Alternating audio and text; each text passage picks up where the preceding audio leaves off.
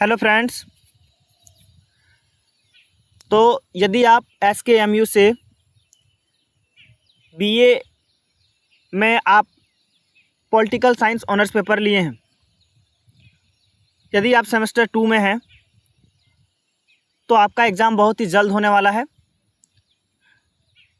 तो अभी तक बहुत सारे बच्चे जो हैं जिनको सिलेबस के बारे में नहीं पता है या फिर अपना तैयारी शुरू नहीं किए हैं, तो आप पढ़ना स्टार्ट कर दीजिए। बहुत ही जल्द आपका एग्ज़ाम हो जाएगा, ठीक है। और ये जो है पॉलिटिकल साइंस का लेक्चर 2 है। लेक्चर 1 में हम लोग पढ़ चुके थे प्लेटो के बारे में, और इसमें हम लोग पढ़ेंगे अरस्तू के बारे में। चलिए देखते हैं हम लोग अरस्तू से क्या क्या इंपॉर्टेंट क्वेश्चन बन सकता है और क्या क्या एग्ज़ाम में आने के लिए बहुत ही ज़्यादा रिपीटेड क्वेश्चन है जो बहुत ज़्यादा पूछा जाता है, वो क्वेश्चंस को हम लोग देखेंगे। और इससे पहले जो आप लेक्चर 1 यदि नहीं देखे हैं तो लेक्चर 1 भी देख सकते हैं चैनल पे। तो चलिए बिना देरी किए शुरू करते हैं।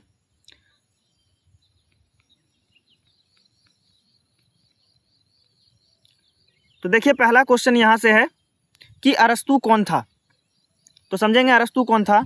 तो लेक्चर 1 में भी बताए थे कि अरस्तू जो थे ये प्राचीन यूनान के महान दार्शनिक थे, वैज्ञानिक और राजनीतिक विज्ञान के जनक भी माने जाते हैं। ऑब्जेक्टिव क्वेश्चन में बहुत बार पूछा भी जाता है कि राजनीतिक विज्ञान के जनक किसको माने जाते हैं, तो अरस्तू को माना जाता है, याद रखिएगा। इनका जन्म कब हुआ था, तो 384 ईसा पूर्व में स्टागिरा में हुआ था।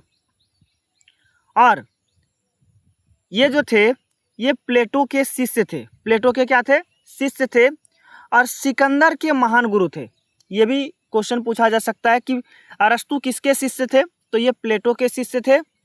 और अरस्तू किसके गुरु थे, तो ये सिकंदर के गुरु थे, ये भी याद रखिएगा। आगे ध्यान दीजिए कि इनका जो प्रसिद्ध पुस्तक है, सबसे ज़्यादा प्रसिद्ध पुस्तक इसका क्या था, पॉलिटिक्स था, जिसमें राज्य शासन नागरिक महत्वपूर्ण विचार प्रस्तुत किए गए। इनका निधन कब हुआ था, ये इनका मृत्यु कब हुआ, तो इनका मृत्यु हुआ 322 ईसा पूर्व में, चाल्सिस में हुआ था। आज भी उनके विचार राजनीतिक दर्शन शिक्षा के क्षेत्र में अत्यंत महत्वपूर्ण माने जाते हैं। ये सभी बातें आपको याद रखना है, ठीक है। कि इनका जन्म कब हुआ था, कहाँ पर हुआ था, ये किनके शिष्य थे, ये किनके गुरु थे, इन सभी बातों को आपको याद रखना है। अगला क्वेश्चन है कि अरस्तू की प्रसिद्ध पुस्तकें क्या क्या थी। तो बहुत सारी इसकी प्रसिद्ध पुस्तकें थी, जिसमें से सबसे ज़्यादा प्रसिद्ध इसका पुस्तक था क्या, पॉलिटिक्स, इसको याद रखिएगा। इसके अलावा और भी थे, निकोमैकियन एथिक्स था, मेटाफिजिक्स था, पोएटिक्स था, आगे ध्यान दीजिए, रेटोरिक था, कैटेगोरीज था, और भी बहुत सारी पुस्तकें थी, जिनमें से ज़्यादातर प्रसिद्ध पुस्तकें यही थी, ठीक है। आगे ध्यान दीजिए, अगला क्वेश्चन है कि अरस्तू के अनुसार क्रांति का क्या कारण है। कारण क्या है समझिएगा, क्रांति किसको कहेंगे या क्रांति का कारण क्या है, मुख्य कारण क्या है अरस्तू के हिसाब से, ये समझिएगा। तो अरस्तू के अनुसार क्रांति का जो मुख्य कारण है वो असमानता है। असमानता है, समाज में बहुत तरह की असमानताएं पाई जाती है। आर्थिक असमानता है, जातिवाद में असमानता है, ठीक है। इसके अलावा अन्याय है, और शासकों का जो अत्याचार है, शासकों के द्वारा जो अत्याचार किया जा रहा है शासन व्यवस्था में, अन्याय बहुत ज़्यादा फैल रहा है। तो ये सभी एक बहुत बड़ा कारण है किसका, क्रांति का। किसका, क्रांति का। जब लोगों को न्याय नहीं मिलेगा तो वो लोग क्या करेंगे, क्रांति करेंगे। अगला देखिए, अरस्तू ने संपत्ति को आवश्यक क्यों माना था। संपत्ति को आवश्यक क्यों माना अरस्तू, समझिएगा। अरस्तू ने संपत्ति को आत्मनिर्भरता और नैतिक जीवन के लिए आवश्यक माना था, ठीक। अरस्तू के हिसाब से संपत्ति क्या है, आत्मनिर्भर होने के लिए या अपना नैतिक जीवन, अपना जीवन अच्छे से जीने के लिए संपत्ति का होना, अपना संपत्ति का होना बहुत ही ज़्यादा आवश्यक है। आगे समझिए, अरस्तू के अनुसार शासन कितने प्रकार के होते हैं। यहाँ से लॉन्ग क्वेश्चन आंसर स्टार्ट हो जाता है, तो ध्यान से देखिएगा सब क्वेश्चन को, ठीक है। अरस्तू के अनुसार शासन कितने प्रकार के होते हैं ये समझेंगे हम लोग, ठीक है। तो अरस्तू के ने शासन को 6 प्रकार बताया। शासन का कितना प्रकार बताया, 6 प्रकार बताया है, और इसको 2 भाग में विभाजित कर दिया। शासन के टोटल 6 प्रकार हैं और उसको 2 भाग में विभाजित किया। एक है शुद्ध या जिसको हम लोग उत्तम शासन का प्रकार कहते हैं, और दूसरा है आपका विकृत या जिसको हम लोग भ्रष्ट शासन के प्रकार कहते हैं। ठीक है, शुद्ध शासन में 3 भाग है। एक है आपका राजतंत्र, एक है आपका कुलीन तंत्र और तीसरा है आपका संवैधानिक शासन। ठीक है, और ठीक उसी तरह विकृत शासन में भी 3 तरह के शासन हैं, निरंकुश तंत्र, धनिक तंत्र और लोकतंत्र। ये 3 प्रकार के टोटल हो गए कितने? 6। और इन 6 प्रकार को 2 भागों में बांटा गया है, याद रखिएगा। ठीक है, सॉरी ये भी शॉर्ट आंसर ही था, अभी लॉन्ग आंसर स्टार्ट नहीं हुआ है। ठीक है, लॉन्ग क्वेश्चन आंसर। अगला क्वेश्चन है, अरस्तु के अनुसार सर्वश्रेष्ठ शासन कौन सा है? आपको बताना है कि अरस्तु के अनुसार से सर्वश्रेष्ठ शासन कौन सा है, सबसे अच्छा शासन कौन सा है, ये आपको बताना है। तो अरस्तु के अनुसार संवैधानिक शासन सबसे अच्छा शासन है। संविधान के अनुसार शासन बनाया गया है, शासन व्यवस्था बनाया गया है, वो शासन व्यवस्था सबसे अच्छा है। इस शासन में कानून का पालन किया जाता है और शासन जनहित के लिए चलता है, जनता के हितों के लिए चलाया जाता है ये कानून। ठीक है, और इसमें कानून का पालन भी किया जाता है सही ढंग से, और इसमें मध्यम वर्ग की महत्वपूर्ण भूमिका होती है, जिससे समाज में संतुलन, स्थिरता और न्याय बना रहता है। तो याद रखिएगा, अरस्तु के हिसाब से सबसे अच्छा शासन कौन सा है? संवैधानिक शासन है, याद रखिएगा। यहाँ से लॉन्ग क्वेश्चन आंसर है, समझिएगा। अरस्तु द्वारा प्रतिपादित शासन के वर्गीकरण की विस्तृत व्याख्या कीजिए। अरस्तु के हिसाब से जो शासन का वर्गीकरण हुआ, उन वर्गीकरण पे हम लोग को बड़ा व्याख्या करके आंसर लिखना है। तो कैसे लिखेंगे, ध्यान से समझिएगा। पहले ही बताएं कि अरस्तु जो थे, देखिए कुछ आंसर जो है कॉमन है, सभी क्वेश्चंस में आपको लिखना होता है।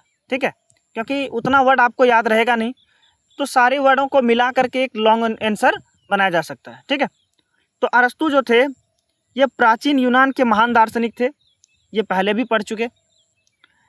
इनको राजनीतिक विज्ञान का जनक भी कहा जाता है। ये प्लेटो के शिष्य थे और सिकंदर के क्या थे? महान गुरु थे। अब आगे समझिए, अरस्तु ने अपनी पुस्तक पॉलिटिक्स में राज्य, शासन, संविधान और नागरिक तथा राजनीतिक संस्थाओं का गहन अध्ययन किया। उसने लगभग 158 राज्य, कितने राज्य? 158 राज्य के संविधानों का अध्ययन किया और शासन का वैज्ञानिक वर्गीकरण प्रस्तुत किया। 158 देशों का, राज्यों का संविधान इन्होंने अध्ययन किया। उसके बाद इन्होंने शासन को क्या किया? वर्गीकरण किया, शासन को बांटा है। ठीक है, आगे देखिए, उसका शासन वर्गीकरण आज भी राजनीतिक विज्ञान के लिए बहुत ही ज़्यादा क्या है? महत्वपूर्ण माना जाता है। ठीक है, इनका जो वर्गीकरण है वो बहुत ही ज़्यादा राजनीतिक विज्ञान में महत्वपूर्ण माना जाता है अरस्तु का। इनको राजनीतिक विज्ञान का जनक भी कहा जाता है। इनकी जो सबसे प्रसिद्ध पुस्तक है वो क्या है? पॉलिटिक्स है। ये सब बातें आपको याद रखनी है। अभी क्वेश्चन खत्म नहीं हुआ, एक ही स्लाइड में नहीं है, आगे स्लाइड में भी है। अब इन्होंने वर्गीकरण कैसे किया समझिए। अरस्तु ने शासन का वर्गीकरण 2 आधार पर किया, पहले ही बताएं। एक शासन करने वालों की संख्या पर और दूसरा क्या है? शासन के उद्देश्य के आधार पर। तो जो शासन करने वालों की संख्या जो है वो एक व्यक्ति भी हो सकता है, कुछ व्यक्ति भी हो सकता है, या अनेकों व्यक्ति भी हो सकता है। और यदि उद्देश्य के आधार पर देखा जाए तो यदि शासन का उद्देश्य जन कल्याण हो, जनता का कल्याण हो, तो वह शुद्ध शासन होगा। जनता के कल्याण के लिए यदि वो बनाया गया होगा तो उसको शुद्ध शासन कहेंगे। और यदि शासन का उद्देश्य शासकों का स्वार्थ हो, जो शासक है उनका स्वार्थ के लिए अगर बनाया गया हो शासन, तो इसको हम लोग विकृत शासन कहेंगे। और इन्हीं आधार पर अरस्तु ने शासन को 6 प्रकार में बांट दिया, 6 प्रकार में वर्गीकरण किया। समझिएगा, अब 6 प्रकार क्या क्या है। सबसे पहला आपका आता है राजतंत्र। क्या है? राजतंत्र।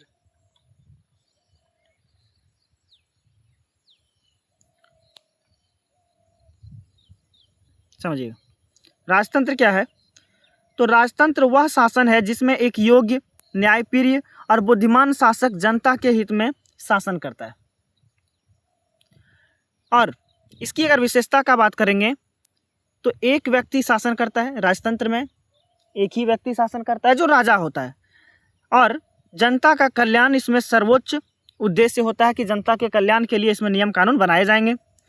अगला है न्याय और कानून का पालन भी किया जाना है। राज्य में शांति एवं स्थिरता बनी रहती है राजतंत्र में। इसके बाद आता है दूसरा जो शासन है वो है निरंकुश शासन। तो जब राजा जनता के हित को छोड़ करके, जनता के बारे में छोड़ करके व्यक्तिगत लाभ यानी अपने लाभ और अपने शक्ति के लिए शासन करता है तो उसको हम लोग निरंकुश कहते हैं। जिस पर सरकार का अंकुश नहीं होता है उसको हम लोग निरंकुश कहते हैं, पहले भी पढ़ चुके हैं।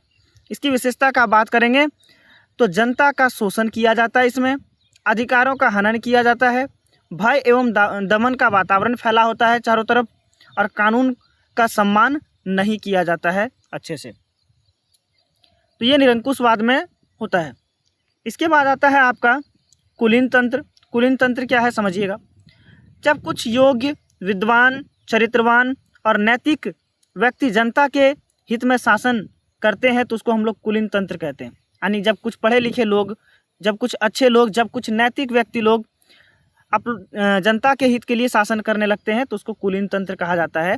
और इसकी विशेषता का अगर बात करेंगे तो इसकी विशेषता है योग्य व्यक्तियों का शासन। इसमें योग्य व्यक्ति होते हैं, पढ़े लिखे व्यक्ति होते हैं, नैतिक व्यक्ति होते हैं। इसमें न्यायपूर्ण शासन होता है, शिक्षा एवं नैतिकता को महत्व दिया जाता है, और इसमें जनता का हित सर्वोपरि होता है। जनता के लिए ही सबसे ज़्यादा इसमें काम किया जाता है। चौथा नंबर जो है जिसको हम लोग बोलते हैं धनिक तंत्र। धनिक तंत्र क्या है समझिए।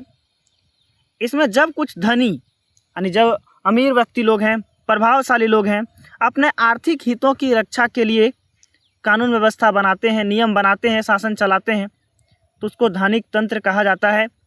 विशेषता का बात करेंगे तो धनवान लोगों का ये शासन होता है।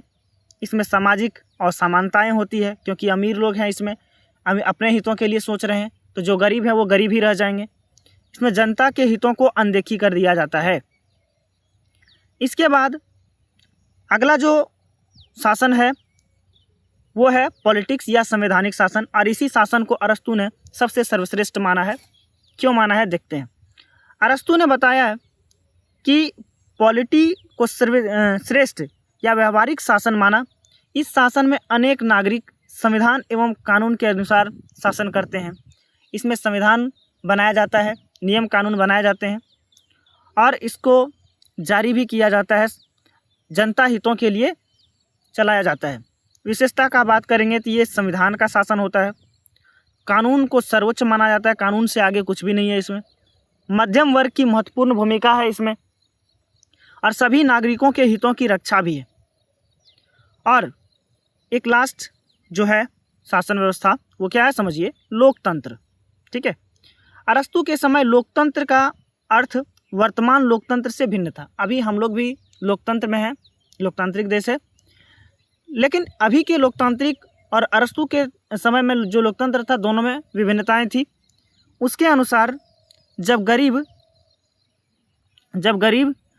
बहुसंख्यक लोग केवल अपने हितों के लिए शासन करते हैं और कानून की उपेक्षा करते हैं तो उसको लोकतंत्र का विकृत रूप कहा जाता है। ठीक, ये अपने हितों के लिए करते हैं। इसमें बहुमत का शासन होता है, कभी कभी कानून को भी इसमें अनदेखा कर दिया जाता है, अल्पसंख्यकों के हितों की उपेक्षा भी की जाती है। तो ये था लोकतंत्र अरस्तु के समय। ठीक उसी प्रकार अगला प्रश्न है अरस्तु के क्रांति सिद्धांत की विस्तृत व्याख्या। अरस्तु का जो क्रांति सिद्धांत था, क्रांति क्यों होता था? क्योंकि समाज में बहुत सारी असमानताएं थी, अन्याय था, लोगों को समान रूप से सभी चीज़ें नहीं मिल पाती थी, इसीलिए क्रांति होता था। तो क्रांति का सिद्धांत अरस्तु के हिसाब से क्या था हम लोग देखेंगे। देखिए, सबसे पहले ये आपको सभी क्वेश्चंस में लिखना है कि अरस्तु प्राचीन यूनान के महान दार्शनिक थे, राजनीतिक विज्ञान के जनक माने जाते थे इसको। इसके अलावा उसने अपनी प्रसिद्ध पुस्तक पॉलिटिक्स में शासन, राज्य तथा क्रांति के विषय में महत्वपूर्ण विचार प्रस्तुत किए। अरस्तु का मानना था कि क्रांति जो है केवल हिंसक विद्रोह नहीं है, बल्कि ये शासन व्यवस्था, संविधान में होने वाला कोई भी बड़ा परिवर्तन क्रांति कहलाता है। इसलिए उसने क्रांति के कारणों को क्रांति के कारणों को, उसके निवारण के उपायों या उसके निवारण जो था उसका भी विस्तार से वर्णन किया है। तो सबसे पहले ये जानेंगे कि अरस्तू के हिसाब से क्रांति का मतलब क्या था, क्रांति का अर्थ क्या था, ये समझेंगे। तो अरस्तू के अनुसार क्रांति वह परिवर्तन है जिसके द्वारा किसी राज्य की शासन व्यवस्था, संविधान या शासकों में महत्वपूर्ण परिवर्तन हो जाता है। ठीक, अगर क्रांति है, क्रांति किसको कहेंगे, जिससे वहाँ का जो शासन व्यवस्था है अगर उसमें परिवर्तन हो जाए, उसके शासकों में परिवर्तन हो जाए, या वहाँ के संविधान में किसी प्रकार का बदलाव हो जाए, तो उसको हम लोग क्या कहेंगे, क्रांति कहेंगे। यह परिवर्तन शांतिपूर्ण या हिंसात्मक दोनों प्रकार से भी हो सकता है। ठीक है। अगला, अगर इसका कारण का बात करेंगे तो सबसे बड़ा कारण क्या है इसका, असमानता। जब समाज में आर्थिक, सामाजिक तथा राजनीतिक असमानता बढ़ जाती है तब लोगों में असंतोष उत्पन्न हो जाता है और क्रांति की संभावना क्या होती है, बढ़ जाती है। तो असमानता का सबसे बड़ा कारण क्या है कि समाज में आर्थिक स्थिति एक समान नहीं है सबका। दूसरा बात है अन्याय और अत्याचार। अन्याय और क्या, अत्याचार। यदि शासक जनता के साथ अन्याय करेंगे, अधिकारों का हनन करेंगे, अत्याचार करेंगे और जनता क्या करेगी, इसका विरोध करेगी। तीसरा है सत्ता का दुरुपयोग। यदि सत्ता में बैठे लोग सही रूप से अपना शासन व्यवस्था नहीं चलाए तो भी क्रांति उत्पन्न होगा। जब शासक अपने अधिकारों का गलत उपयोग करते हैं और जनता के हितों की उपेक्षा करने लगते हैं तब लोगों का विश्वास शासन से क्या हो जाता है, उठ जाता है, और तब लोग भी क्या करने लगते हैं, क्रांति करना शुरू कर देते हैं। चौथा नंबर है धन संपत्ति का असमान वितरण। ये भी सबसे बड़ा कारण है क्योंकि धन संपत्ति सबके पास एक समान रूप से नहीं है। यदि कुछ लोगों के पास अत्यधिक धन हो, अधिकांश लोग तो जो है वो गरीब ही हैं, तो सामाजिक असंतोष पैदा होता है और आगे चलकर यह भी क्रांति का कारण बन जाता है। अगला है शासकों का भ्रष्टाचार। भ्रष्टाचार, रिश्वतखोरी या फिर अनैतिक आचरण जनता में असंतोष उत्पन्न कर देता है और शासन की वैधता क्या हो जाती है, कमज़ोर हो जाती है। शासन व्यवस्था कमज़ोर हो जाता है, लोग उसको मानने से इनकार करने लगते हैं और तब फिर क्रांति होना स्टार्ट हो जाता है। इसके अलावा अगला है सम्मान और पद की इच्छा। जब योग्य व्यक्तियों को समान पद नहीं मिलता है, अयोग्य लोगों को महत्व दिया जाने लगता है, तब संतोष और विद्रोह की भावना जो है असंतोष और विद्रोह की भावना उत्पन्न होने लगती है और लोग क्रांति करना शुरू करते हैं। इसके अलावा एक और है भय। यदि शासक किसी वर्ग पर अत्यधिक दमन करते हैं तो वह वर्ग अपने अस्तित्व की रक्षा के लिए क्रांति कर सकता है। ज़्यादा किसी वर्ग को अगर दबाया जाए, शोषण किया जाए, तो वह भी क्रांति ही करेगा। एक लास्ट है शासकों की अयोग्यता। अगर शासक जो है, जो राजा है या जो शासन चलाने वाले व्यक्ति हैं, वो यदि अयोग्य हो जाए, उनकी योग्यता सही नहीं रहे, तो भी क्रांति होगा। अयोग्य, स्वार्थी, कमज़ोर शासक राज्य में अराजकता फैलता है जिससे जनता परिवर्तन चाहती है। इसके अलावा देखेंगे क्रांति को रोकने के क्या क्या उपाय किए उन्होंने। क्रांति को रोकने के लिए सबसे पहला उपाय किया कानून जो है, कानून शासन स्थापित किया जाए। अगर कानून सही ढंग से चलेगा तो क्रांति को क्या करेंगे, रोक सकेंगे। न्यायपूर्ण शासन हो। अगर न्यायपूर्ण शासन हो, सभी को एक समान रूप से न्याय मिले, तो लोग क्रांति नहीं करेंगे। आर्थिक असमानता कम की जाए।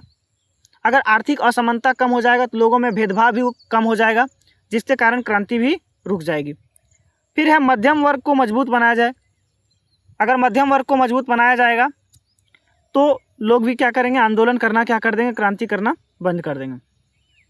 और जो पद होगा, संवैधानिक पद होगा या जो भी शासन व्यवस्थाएं होगी, वो जो पद होगा वो योग्य व्यक्तियों के हाथों में होगा, तो भी इनका रोकने का एक उपाय है।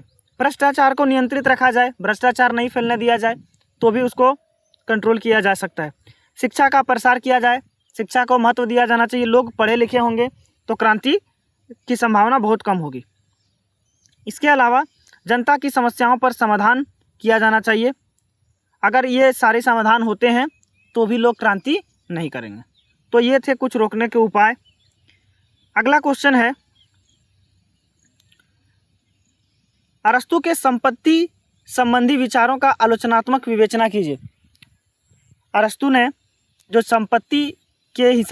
संपत्ति में अपना विचार दिया था, उनका आलोचना हुआ और उस आलोचना को लिखना है कि आलोचना किस किस प्रकार से हुआ। तो सबसे पहले देखते हैं, जो लाइन सब में लिखते हैं वो देखिएगा। अरस्तु प्राचीन यूनान के महान दार्शनिक थे, राजनीतिक विज्ञान का जनक माना जाता है। ये सारी बातें कॉमन है, सब वही चीज़ें लिखी गई है इसमें। यहाँ से समझते हैं कि अरस्तु के विचारों का महत्व क्या था संपत्ति को लेकर के। तो इन्होंने निजी संपत्ति को महत्व स्पष्ट किया। जो निजी संपत्ति था उनको बहुत ज़्यादा वैल्यू दिया। संपत्ति के नैतिक उपयोग पर बल दिया, संपत्ति का सही से उपयोग करने पर बल दिया। परिश्रम करना, उत्तरदायित्व की भावना को प्रोत्साहित किया। आप उसमें मेहनत कीजिए, सही ढंग से खेती कीजिए, उस पर भी इन्होंने अपना विचार दिया। आधुनिक संपत्ति विचारों के विकास में योगदान दिए। जो उस स्थिति के हिसाब से विचार बनते थे संपत्ति को लेकर के, वो भी नियम इन्होंने दिए।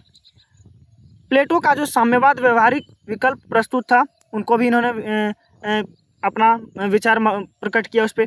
अगला है, अब इसका आलोचना किया किसने? तो आलोचना कौन किया समझिएगा। आलोचना किस प्रकार से हुआ? इन्होंने आर्थिक असमानता को बढ़ावा दिया। निजी संपत्ति का समर्थन करने से समाज में अमीर और गरीब के बीच अंतर बढ़ गया। निजी संपत्ति को अगर बढ़ावा देंगे तो समाज में दो वर्ग पैदा हो जाएंगे। जिनके पास ज़्यादा संपत्ति है वो अमीर हो जाएंगे, जिनके पास कम संपत्ति है वो गरीब कहलाएंगे। दूसरा है मजदूर वर्ग की उपेक्षा। इन्होंने मजदूर वर्ग को ज़्यादा वैल्यू दे दिया।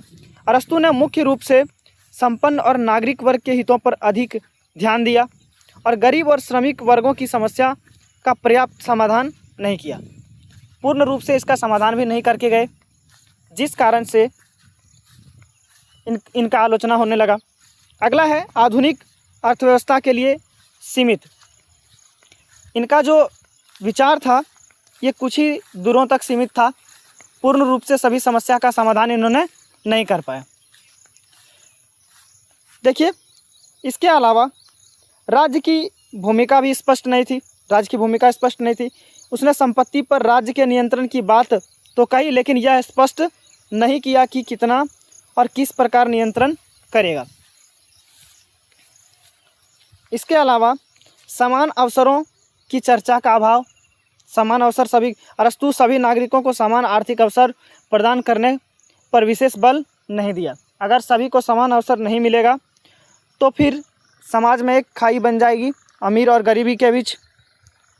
इसीलिए इसका आलोचना हुआ। अगर इसका निष्कर्ष का बात करेंगे तो अरस्तु के संपत्ति संबंधी विचार संतुलित, व्यवहारिक और नैतिक हैं। उसने निजी संपत्ति का समर्थन करते हुए यह स्पष्ट किया कि उसका केवल व्यक्तिगत लाभ के लिए नहीं बल्कि समाज के कल्याण के लिए भी होना चाहिए। यद्यपि उसके कुछ विचार आधुनिक परिस्थितियों से सीमित प्रतीत होते हैं, फिर भी संपत्तियों को उत्तरदायित्व, नैतिकता और जन कल्याण से जोड़ने का उसका दृष्टिकोण आज भी अत्यंत महत्वपूर्ण माना जाता है। तो ये थे कुछ टॉपिक्स अरस्तु से जो बहुत ज़्यादा एग्जाम में रिपीटेड क्वेश्चन है, पूछा जाता है। अगर वीडियो अच्छा लगा हो तो चैनल को ज़रूर सब्सक्राइब कीजिएगा। सारा सब्जेक्ट का कराया जाएगा कोर्स, ठीक है। चैनल को सब्सक्राइब कर लीजिए और ज़्यादा से ज़्यादा शेयर भी कीजिएगा।